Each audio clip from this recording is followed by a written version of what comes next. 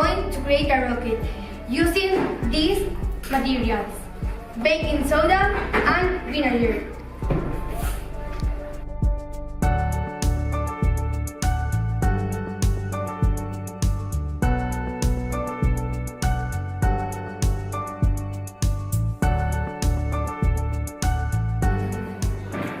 The materials you need are an empty bottle, 3 pencils, a cork, tape, vinegar, baking soda, and paper towels.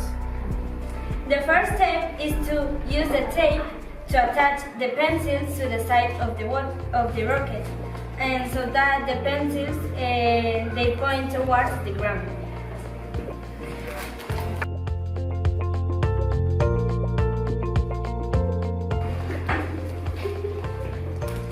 Like this.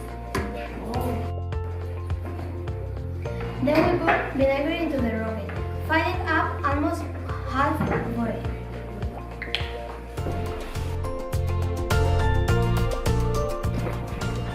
After that, we take 3 tablespoons of baking soda and put it on the paper towel.